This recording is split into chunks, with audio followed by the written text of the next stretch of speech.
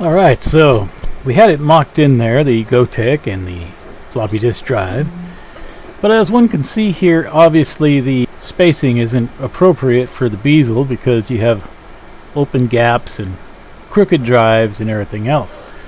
So a little bit of work and planning needs to happen to get them in the right place so that they show correctly through the bezel. Now obviously some of that will be corrected when all the screws are put in, but as you can see there, the GoTek's just way off. So what I had to do was I had to figure out exactly how far away from the floppy disk drive the GoTek needed to be mounted. I come up with about a ½ inch, right at exactly 1/2 inch was just about right in the spacing. So I got a couple of sockets and an extension that actually fit in the caliper perfectly, and I used those as spacers to space it out here, and that's when I ended up with the correct spacing. So after some deliberation, I decided that the best way to do this was to use machine screws and nuts rather than the self-tappers that came with the adapter kit.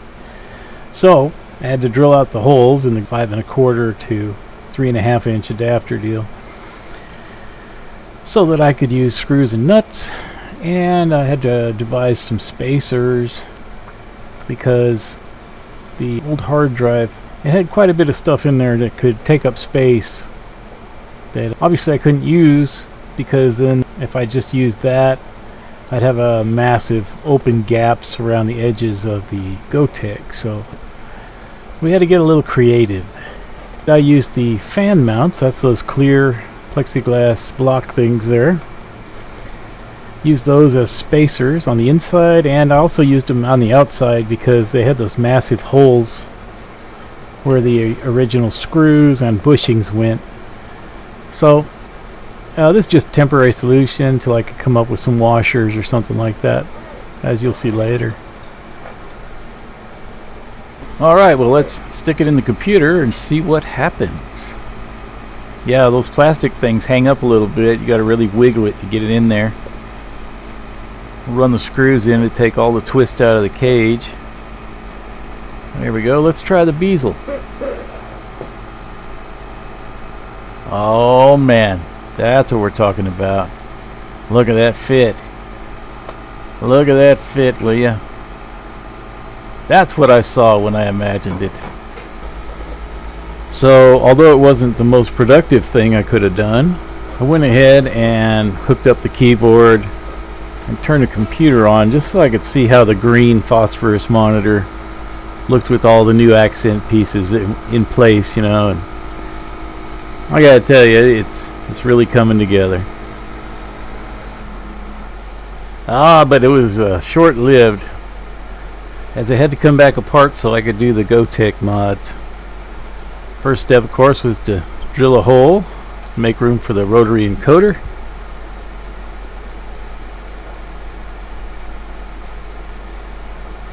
Yeah, we got to solder the wires onto the rotary encoder.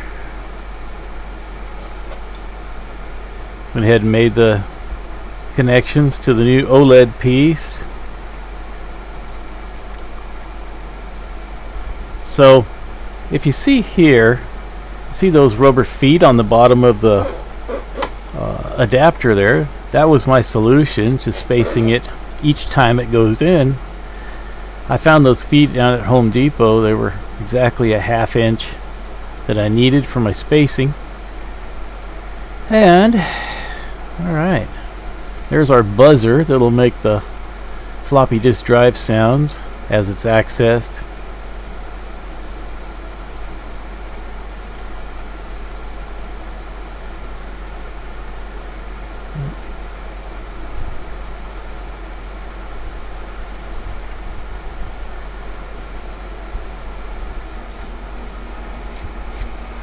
The last solder joint done, zip ties go on.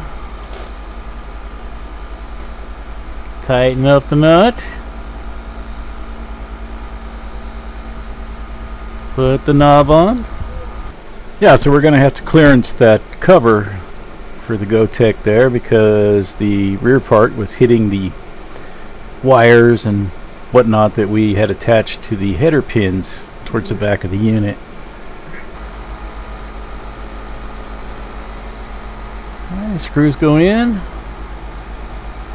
There it is. There it is, all modified. Well, we should see if it works now. Let's put it back in the machine. Alright, plug it in. Turn it on.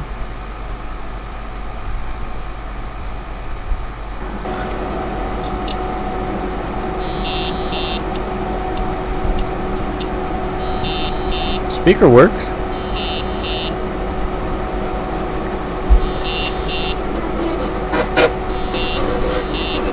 Well, I had the drives out. I thought I'd look at the memory. And there's what we need. MT125915. That is a 256K DRAM by 1 bit wide. So, now that I know what memory I need, I know what to order, but more importantly, as I'll show you coming up here, I'll show you that we're going to need this information as to what kind of memory we have on our board as we go through the manual and determine which chip needs to be replaced. So today we got some parts in. So I got this here cable. It's a Molex Y cable, I guess one might call it. Splitter. Anyway, it's a female on this end. It's got 2 males. And what that's going to allow me to do is hook up both the GoTek and the floppy disk drive. We had a delivery yesterday. Look at that. I already opened it, but I'll show you what it is. So inside all this bubble wrap,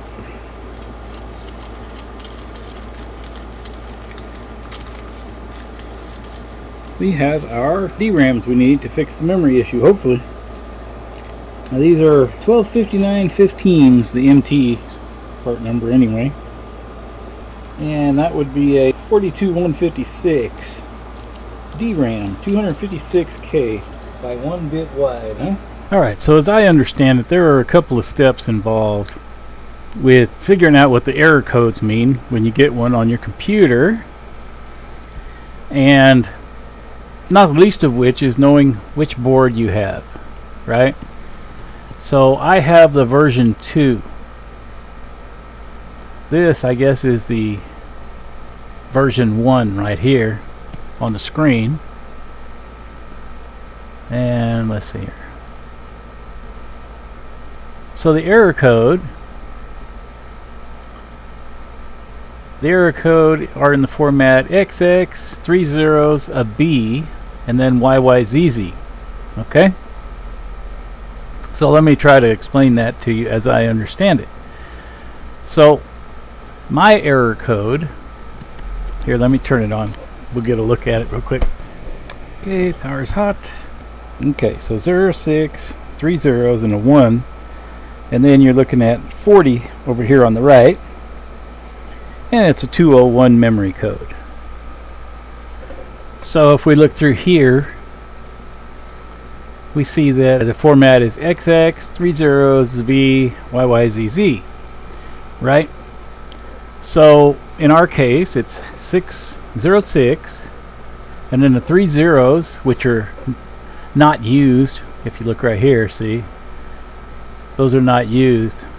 So what we care about is 06 and the 1, right? You got the byte bank, so that's going to be, in our case, we got a 1 there, right?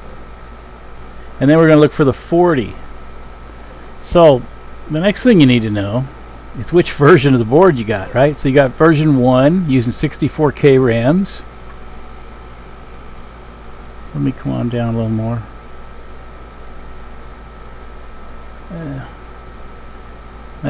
There's version 1 using 256K RAMs.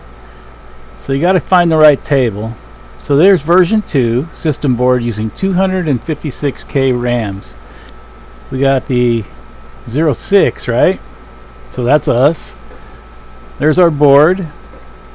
So we're on our board, our version 2 board. There's our RAM, and there's the 06. So this is the information pertaining to us. So now the YYZZ, which would be the second group of numbers, and in my case it's 0040, right? So you look at YY or ZZ, so we're looking for 40. So we got 40 right here, right? And so because ours ends in a 1 there, we have a 1 for the bit. See here, B1 high.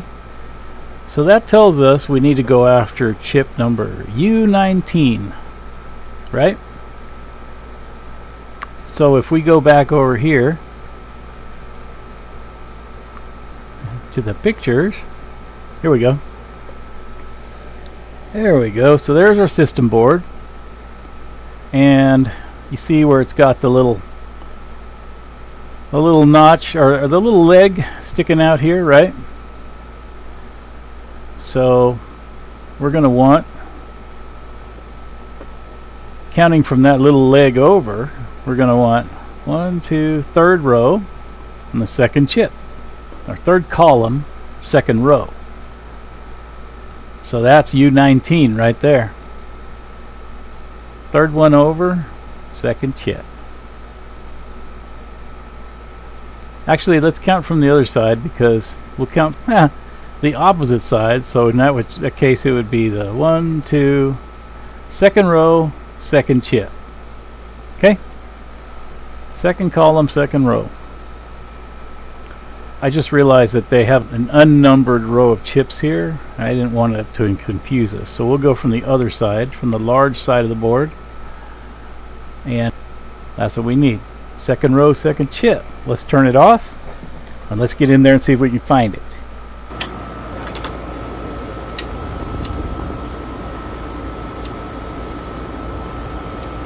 Take these out.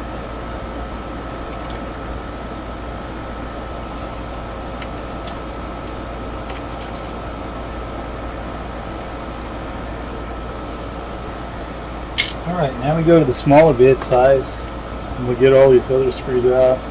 We'll take this top piece off.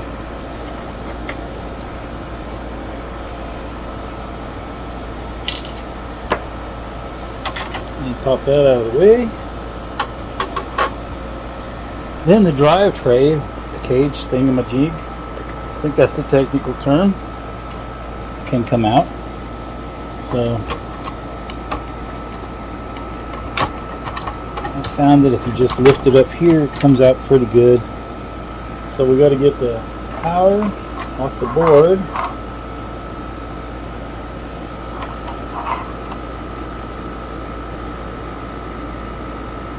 I'm always afraid I'm going to tear that dang thing. I think I'll just take it loose here.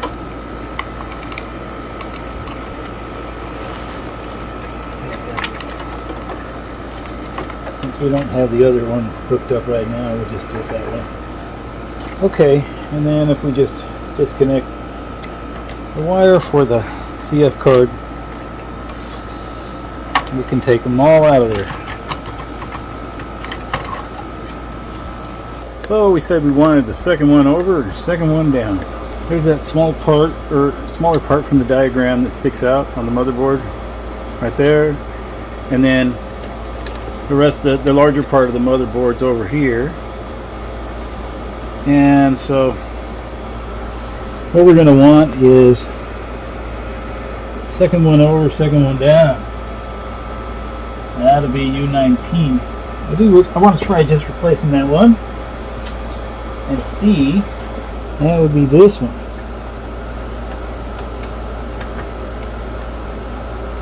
So I'll just get under it and give it a pull here. Oh boy.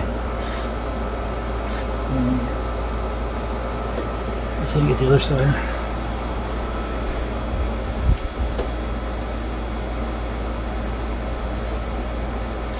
There you go. Get that kind of, maybe that'll loosen them up a little.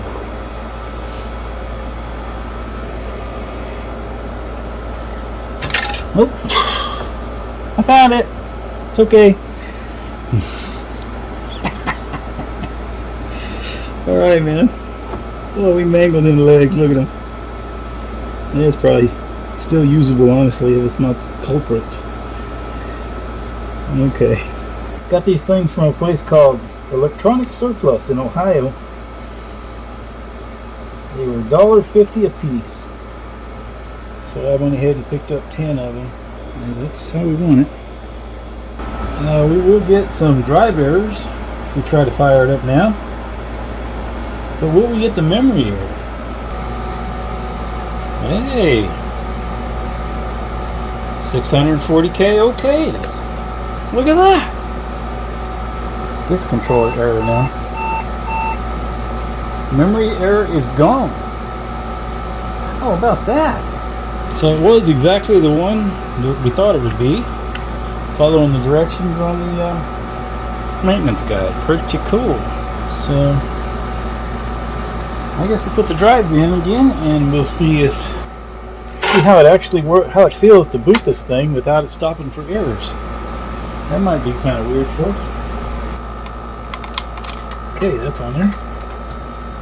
We'll just slide this in. Alright, well, let's see if this thing boots right up. Now that it won't have disk errors or memory errors.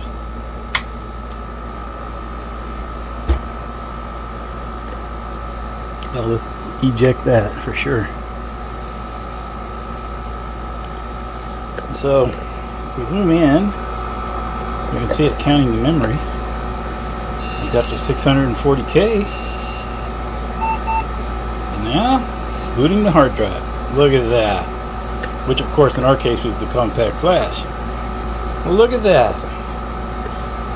Turn it on, it goes all the way into the front without any more intervention. Alrighty, so let's see if we can try hooking up both the floppy disk drive and the GoTek. So what I'm trying to do is get that other cable put on there, and everybody's in the way.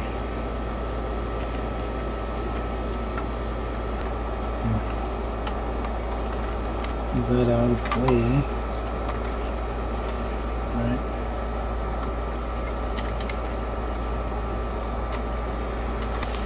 So that's plugged in. So there's a little divider right here, and there's a split in the board for the edge connector. So we definitely want to put that there.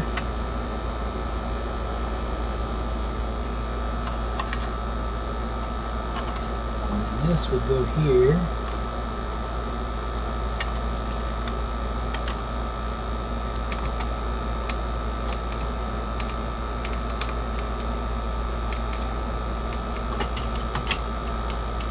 One other thing we might try is moving that jumper.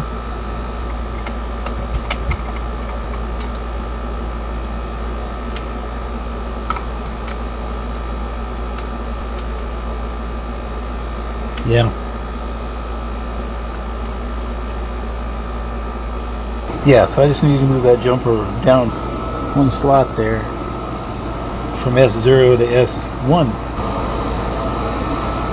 So let's just push that back in a little bit.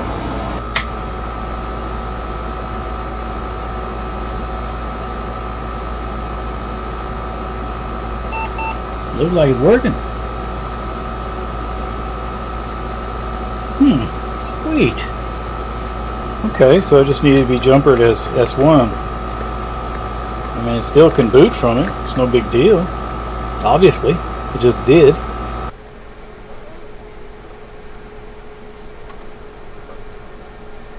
Well, since the computer can boot from the GoTek, that means that maybe the floppy's working.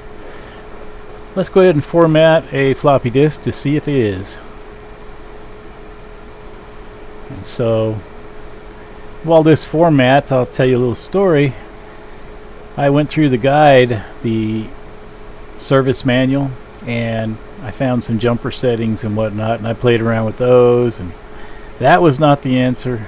The hot setup to make this work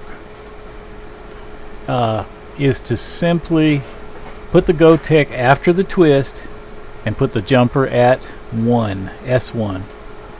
Leave all the other dip switches alone and everything. So it occurred to me that I should go ahead and make a bootable disk, or at least a disk that we can use, and I'll do that with the disk copy command from the GoTek to the floppy disk drive, and we're going to copy diagnostic disk 1. So little false start there because I didn't have forgot to press the eject button before getting started, but now we're jamming. There we go. Disk copy seems to have succeeded. So let's see, is this disk bootable? I think maybe what we'll do next is we'll eject the GoTek there and do a Control-Alt-Delete to reset the computer. Okay, it didn't boot to it, but let's go ahead and go to it and see if it is indeed copied. So you see by the light there that it is reading the floppy disk, and that's contents of it. We'll go ahead and run test. Do that by simply typing test.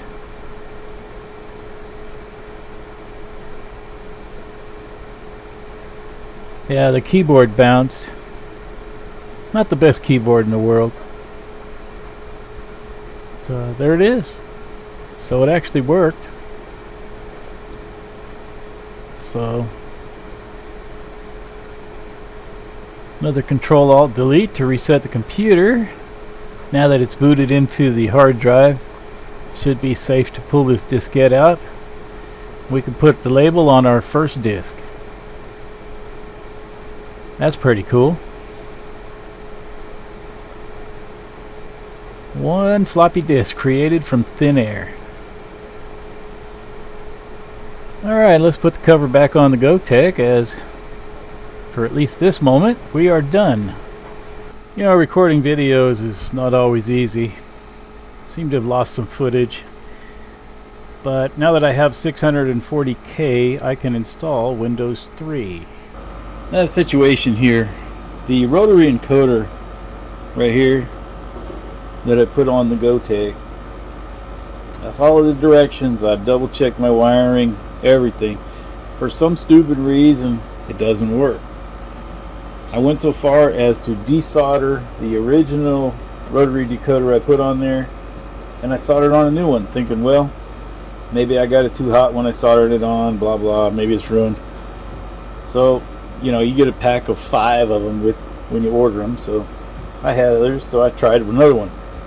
No dice. Play around with ffconfig, no dice. I don't know. Then I got thinking about it. Now it does work as an eject button. And the eject button really comes in handy, so you don't have to pull the flash drive out just so it'll boot to the hard drive. That makes a lot of sense to have an eject button. It doesn't, in a Compaq portable, make a lot of sense to have this big old knob sticking way out. And I was a little concerned that when it closes up, you know, obviously you've got a bezel and everything, but I was a little concerned that when it closed up, that knob was going to be stabbing into the keyboard, and that would not be a good thing. So, what I've decided is, since the rotary encoder doesn't want to work for me anyway, for whatever stupid reason, so what I did, I bought this switch from Amazon, and it lights up with a green halo. Anyway, with a green halo, even though it's black and it might be kind of hard to see it, so are these buttons, to be honest. So what we're going to do is we're going to take out the rotary encoder and we're just going to replace it with this flush mount button. Will go right in its place. Alright, so the nut will fit next to the board right in here. It's going to have to be very specifically placed. And then, adding to the difficulty is we've a very small margin for error with this small lip to cover our mistakes. So we really need to get this right. Keep moving it, Vern. That's right. That's how you make sure you can screw it up. Alright, well, the board back in and I've got the switch in, and I'll be doggone it. It fits. How cool is that?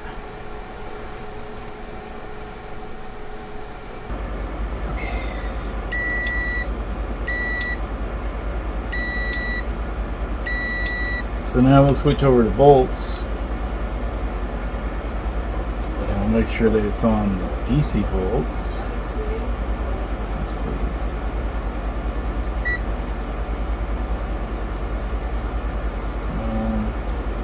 Range. There we go. Volts. DC volts. Awesome.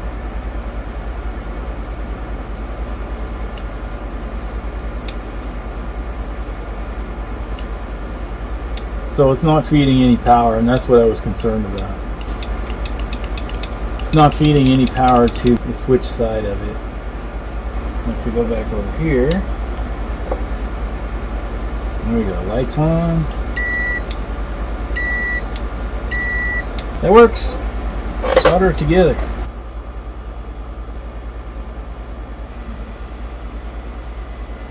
Tubing a little bit. The thing.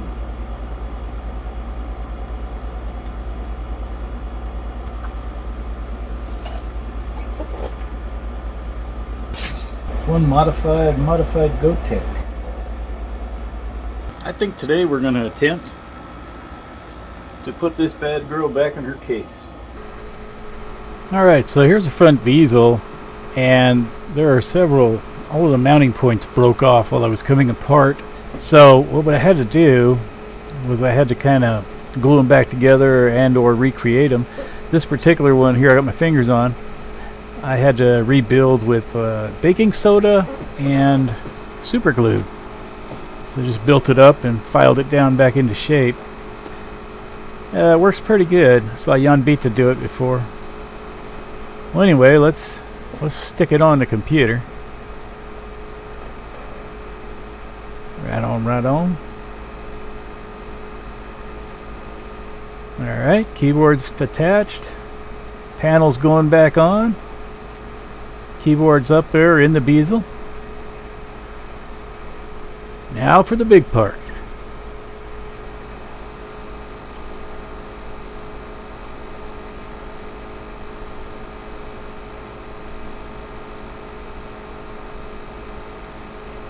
A little slap brought it back home.